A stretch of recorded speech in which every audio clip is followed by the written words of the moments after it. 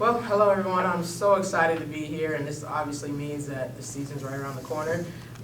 We've been working really hard. Really since I got hired, we jumped right into the gym, and we were grinding all summer. Summer was more so getting better individually and working on fundamental skills. We had a couple of team practices sprinkled in, but our team has just been committed from day one to new philosophy, new style of play.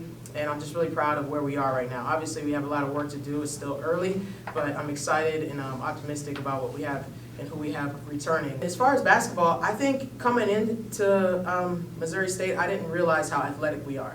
And so that was probably from the first workout I did, that was the most surprising thing. And I was like, wow, because you have your ideas of the style of play and my philosophy and all that, but you have to also tweak your system based on what you have.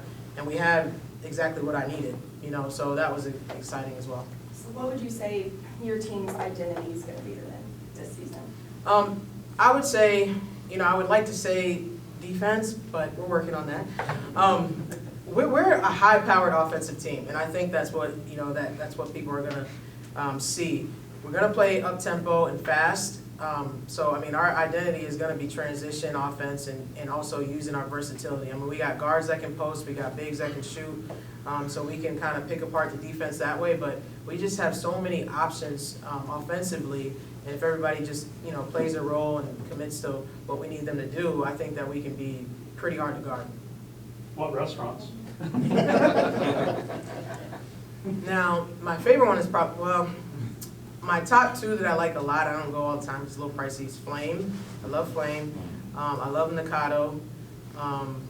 And Everyday Thai. Those are probably the ones I go to. Yeah, but just coming in here, none of the players are ones that you've necessarily picked. You didn't recruit a single one of them. How is that for a first-year coach? Is that nice for you, just to come in and have that kind of?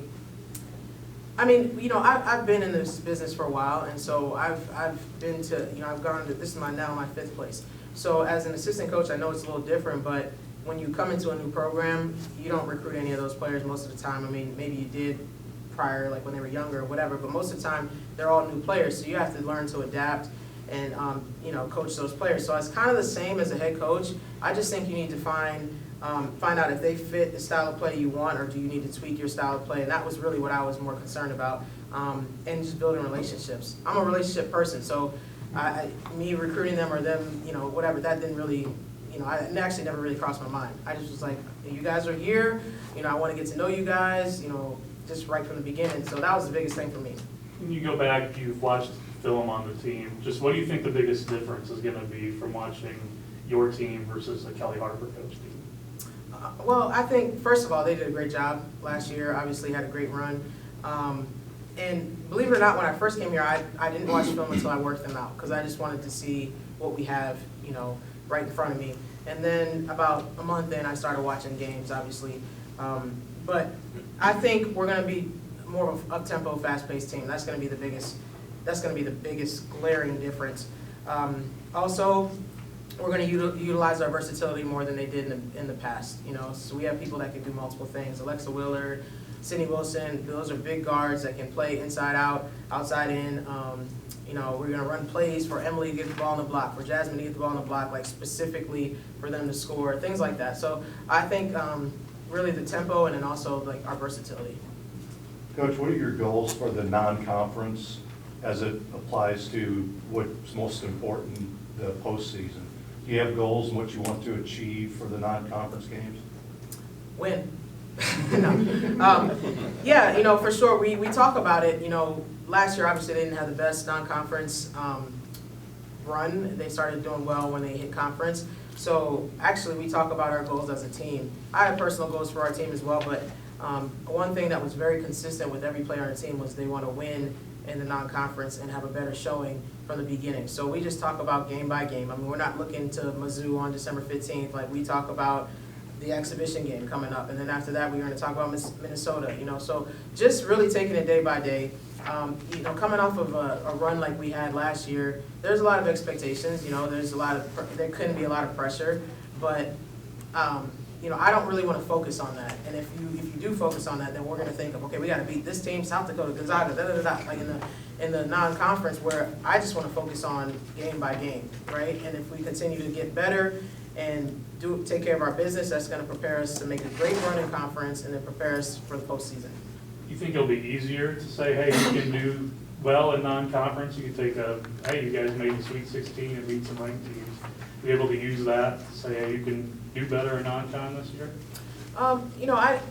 I don't necessarily use that, because last year was last year, and it's almost like, it's not, we recognize it, the girls wear their rings sometimes, which is great, but it's a whole new year, so obviously, people don't care what we did last year, based on NBC poll rankings, but they don't care, so, at the same time, we're not gonna really worry and care about that. Like, it was great, we celebrated, we got our rings, we're gonna drop a banner, but it's more like, what can we do this year? So the one thing that we do talk about is, we do have experience. Like, we're not gonna go in there, first, like opening up in Minnesota. There's not gonna be a fear factor, because we've already played teams of that caliber.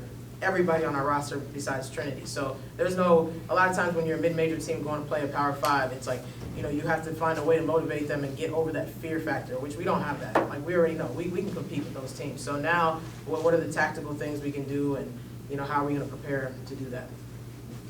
How sick of you are you? Are you of last year questions?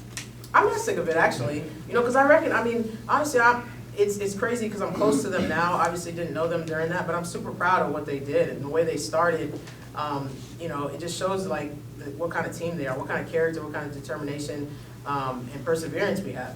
So it's actually really exciting to me because it wasn't a great start, but it was a great finish. So I don't mind talking about last year. I just don't want them to feel like people are going to lay down for us because we went to the Sweet 16. No, if anything, we have more of a target on our back.